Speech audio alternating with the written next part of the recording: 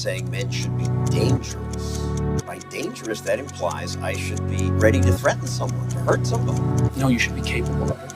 There's nothing to you otherwise. Welcome to the Dangerous Man Podcast, where we talk about how to become a better man, take responsibility for our mission, create value for others, and the many failures and lessons we've learned along the way. Stay dangerous.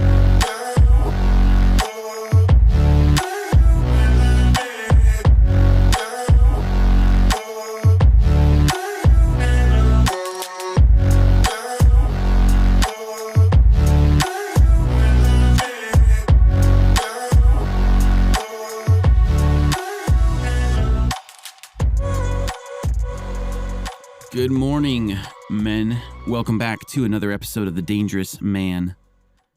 I'm your host, John Kostohris, joined by co-host Adam Thooft. What is up, men? And we had this moment just a couple minutes ago before we pressed the button that is record. And I think it's the big red button, proverbially. Yeah, it is. It's a circle, and you click on it. It's red, and you click on it, and then recording happens. So if you're ever in a piece of software and you need to record, you usually look for the red button. That's a circle. Yeah. It doesn't send the nukes. It just records your audio. Yeah. Just before I hit that button, though, ... Adam was like, "We're not bringing a phone number." And like stood up, adjusted. You know, like the couch cushions on a couch that like can slide in and out. You can like take them off, like with the ones you sit on.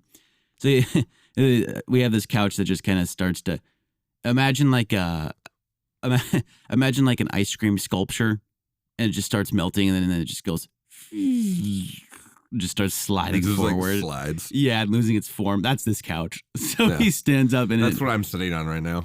He stands up and grabs the cushion, tucks it back in, and sets it up so he's not like sinking into the middle of nothingness because the couch. Anyways, I thought it was a good analogy to what we're talking about today. The longer we podcast, the more I'll slide. Right. But yeah, that's why we have to, if you're wondering why our podcasts are, we started out more like 45 minutes an hour, and now they're like 20 minutes to 30 minutes. It's because quite literally he will be on the floor because he'll sink through the couch. I'll be like trying to speak up. No, please don't. I'm not trying to go on the floor. If he progressively gets quieter throughout the episode, it's because he's farther and farther from the mic. That's because I'm underneath the microphone. Underneath the couch. Yeah. Oh man. But anyways, how did that relate again to to the topic? That's a good question. Oh, because shifting the cushions helps me get a better posture. But if I don't actually shift the cushions around, it won't help me get a better posture. Oh, that's right. Because it was you can think about and talk about how you need to have better posture, but until you actually stand up, adjust the cushions so that you can shift the couch so you can actually sit with better posture, it's not going to happen. Yeah. Kind of like in life. Yeah.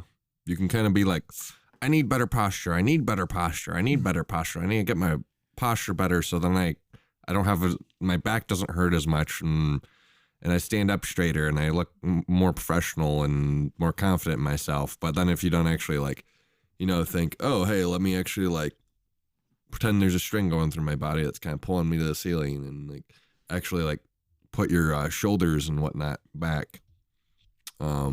This is not actual. I'm just, these are anecdotes. Go actually look up good information on how to have a better posture. I'm not an expert on it. My posture is not actually that great, but unless you actually take these steps, you're not going to have better posture. But you could just be like, I need better posture. I need better posture. And you're just kind of, you're not going to get anything done. Yeah. You're just kind of doing a mental burnout. Like cars, when they do a burnout, they just, spin their tires to kind of burn rubber. Some people do it intentionally, but some people, it's like, well, you're trying to get somewhere, but you're just doing a burnout. So you're just losing, you don't have any traction. You're not actually going anywhere.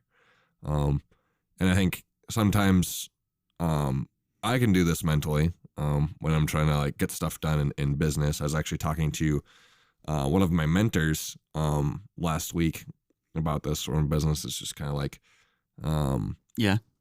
I'm trying to get stuff done, and and I'm kind of just being like, I need to get stuff done. I need to get stuff done. I need to get stuff done. I need to get more stuff done. What I say to myself is, you need to get stuff done. You need to get stuff done. You need to get stuff done. So it almost feels like I'm getting pressure from somebody else, but it's really just my own mind. And that's kind of like, oh, I need to get this thing done, but because I'm thinking you need to get done, you need to get done. Like what would be an example of that? Or a moment from maybe last week. Like I think on my car, my wheel bearings are kind of getting a little jank. So I'm like, well, that's definitely like a whirring sound is happening when I'm driving, which is right now they bear the wheel, but they might not bear the wheel much longer if the current trajectory of sound continues. I need to do something about that. I need to do something about that. I need to do something about that. And I'm like, but it's literally like, why am I just be like, I need to do something about my car? And it's like, just call the auto mechanic. Dude, like get a fucking appointment. It's like do something about it. Yeah, it's one of those things where it's like the next steps are actually a lot easier than you think than I think they might be. Right.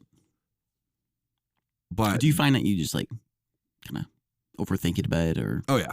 100%. It's definitely overthinking it, where it's like, oh, but then I have to figure out like, oh, is it that, or is it this? It's like, just worry about that later. Just like, you're not even there yet. Right. You're worrying about like step 4 and 5, and you haven't even done step 1. And I think that's what kind of how at least I get into like kind of a mental burnout of like, I need to get to the like the end of the racetrack, and I haven't even like actually gotten past the starting line. Right. Where it's like, okay, do the next thing. And I think a lot of the time I can like get in this bad like mental process in business too, where it's like, this is the result I want to have. Like I want to get to the point where I'm, doing this much like volume of sales. Right. But I like, what do I have to do to actually get there? And that's just like, I need to get to that point. I need to get to that point. It's like, just do the actions, like the everyday actions that are needed. And like this was from talking to my mentor. We've actually had him on the show before, Dom Sims. But he was saying that like it's important, from how he's experienced it, is actually just doing the daily actions and not necessarily like worrying about the results, because if you're putting in the daily actions and you put in the daily actions long enough, the results will come anyway. It's a Zig Ziglar quote. It's like, if you want to get what you want, just help tons of people get what they want. Yeah. And you'll naturally get what you want as a result. Yeah. But then to like break that down into something that you can do every day, because that makes it way more tangible. Because it's like, well, how do I help people? I don't know, like, because sometimes you think about like, oh, like a good business idea is something that will solve a problem in people's lives. And it's like, well, what are the problems in people's lives?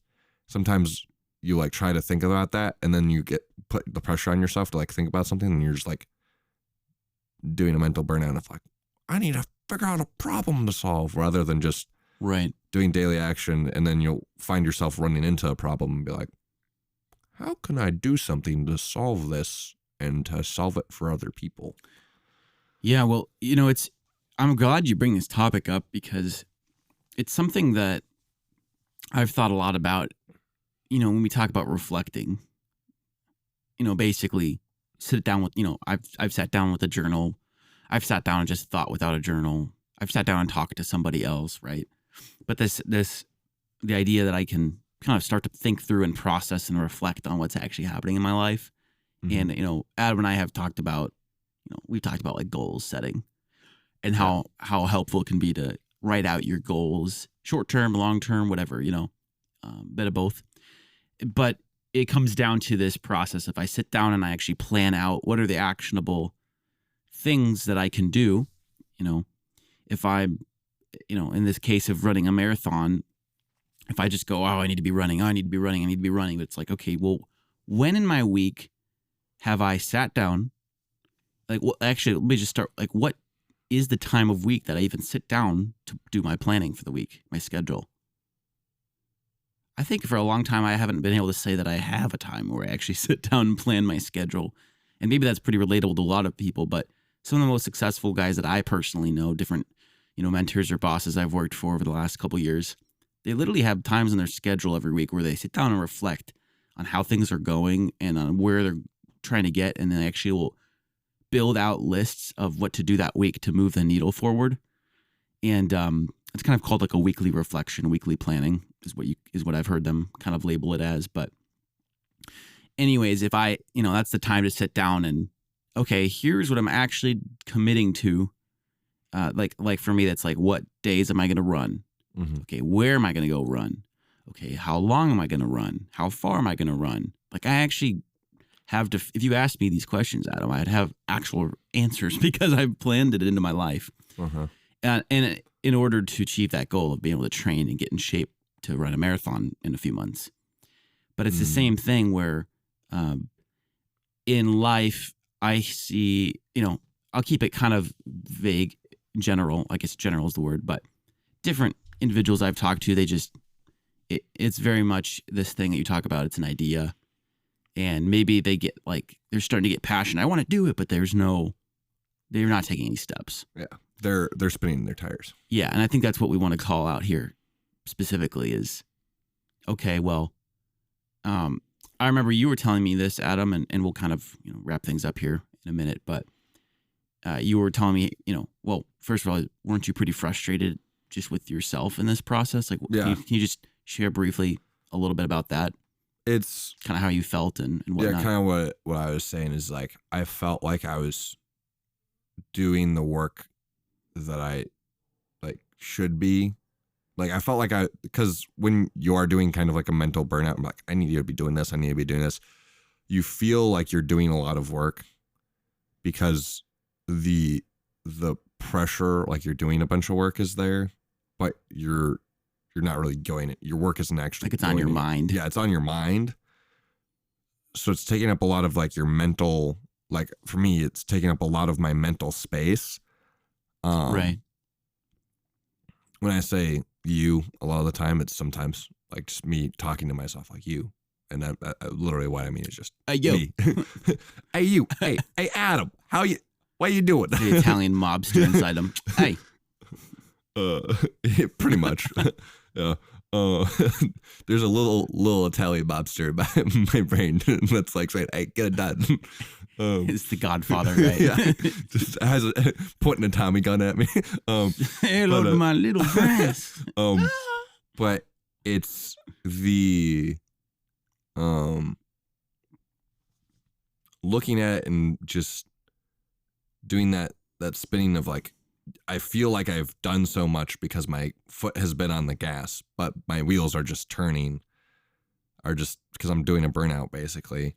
So it feels like I'm putting in the work, and I feel like I'm cool because I did some work today. But like it was just kind of like I did a burnout, and burnout. Some people like burnouts, but you don't get farther down the road that way. Yeah.